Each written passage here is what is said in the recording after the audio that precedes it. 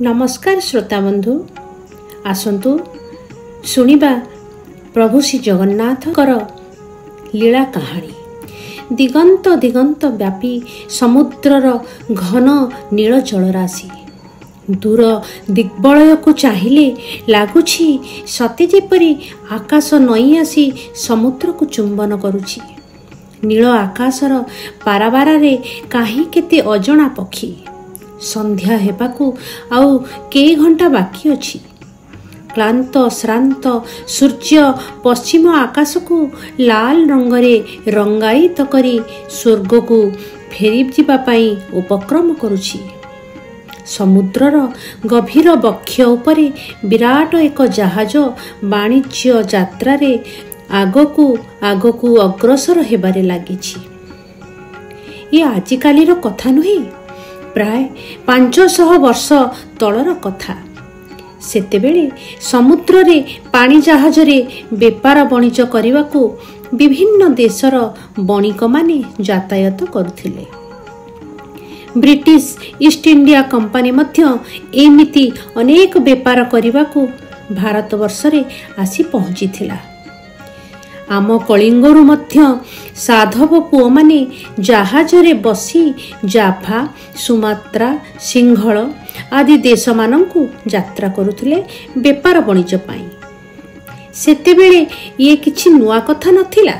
समुद्र बक्षरे सेमिति एक जल जहाज पारस्यरु फेरीथिला। फरासी जनेक धनी बणिक से जहाज रे बसी अनेक धन संपत्ति, हीरा, नीला आदि बहुमूल्य पत्थर और अन्यान्य उपकरण सह यात्रा करुथांती। दीर्घ दिनर क्लांतिकर यात्रा स्थल भागर चिन्ह वर्ण नाही। जेउ आड़े चाहिबो खाली पानी, जोजन जोजन व्यापी पानी। बणिक भाबुथांती केते शीघ्र स्थल भाग आसी जानता कि। संध्या उपनीत परिवेश मंत्रमुग्धकर। बणिकंक मनरे केते केते सुनेली स्वप्न भासी जाउछि। निजर चिंतारे ध्यानमग्न बणिक हठात काहार डाकरे ध्यान भग्न हेला। जहाजर परिचालकंक सर्वांग थरुथाए।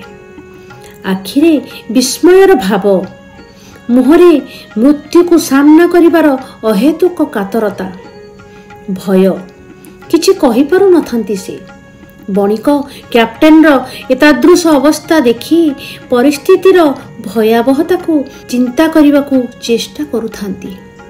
कोन हेला? कैप्टेनकर उत्तर थिला जेतिकी प्रमादपूर्ण सेतिकी भयावह। समुद्र रे जहाज चलिला बेले साधारणतः कैप्टेन माने जहाजर शीर्ष रे चढ़ी दूरवीक्षण यंत्र साहाय्य रे दिग निरूपण करिबा तथा अन्यान्य जलपथ को अनुसरण करिथांती।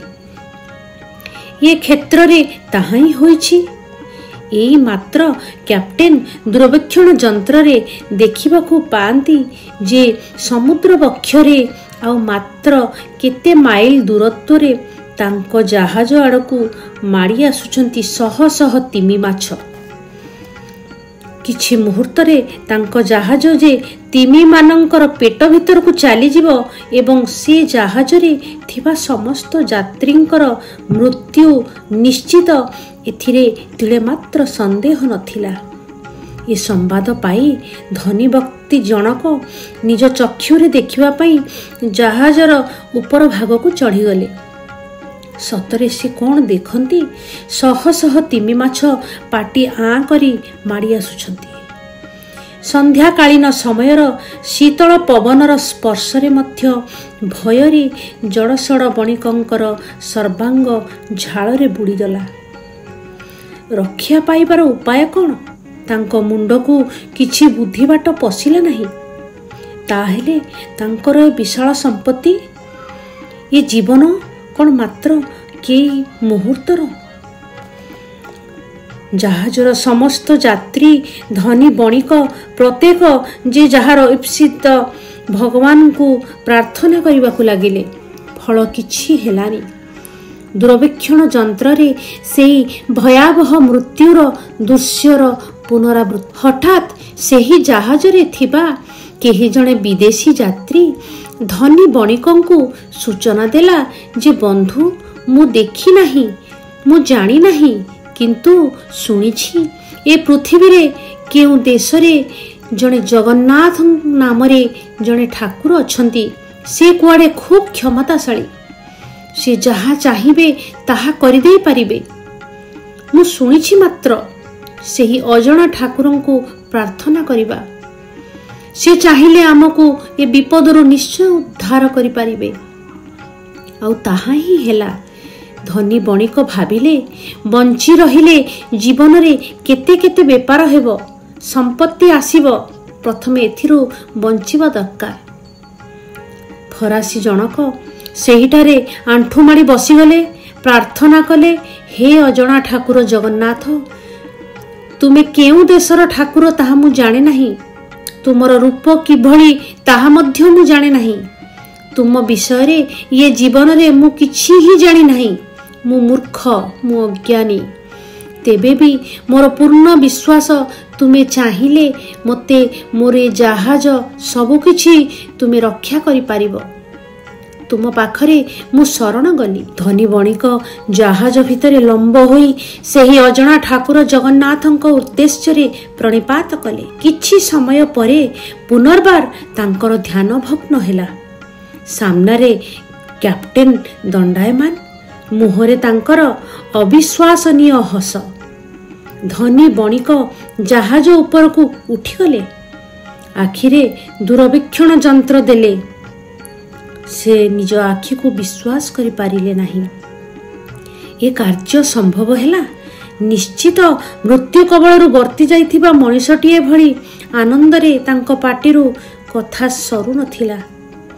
ए टिके आगरू देखा जाउथिबा से शह शह तिमी माछ समुद्र बक्षरे दिग बदलाई अदृश्य हो जाइथिले। पुणी थरे कृतज्ञतारे प्रणिपात कले फरासी बणिक सेही अजणा ठाकुर जगन्नाथଙ୍କ उद्देश्य।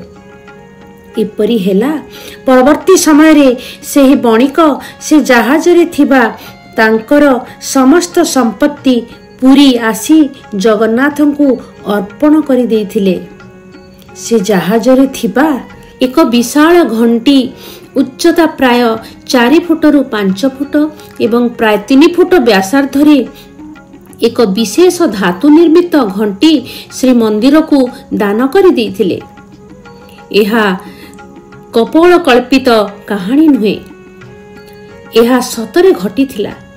एहार मुक साक्षी स्वरूप से विशाल घंटी एबे मध्य श्री मंदिर भितरे थिबा संग्रहालय रे रही अछि।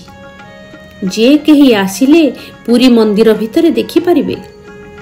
से घंटीर चारिपटे फरासी भाषा रे कौन सबु लेखा हेछि। बहु वर्ष धरी प्राय 1972 मसीहा पर्यंत सेही घंटीटी मंदिरर भीतर बेढ़ार पिंडा उपरे रहिथिला।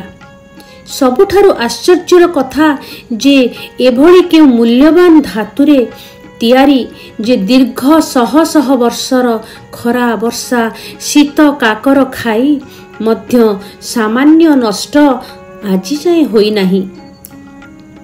अतीतरे फ्रांस रो सरकार से घंटीटी को फेराई नेबाकू भारत सरकार को एक पत्र देइथिले। जेउ पत्र को विरोध करी डॉक्टर हरेकृष्ण महाताब एक लेखा मध्य प्रकाश करिथिले।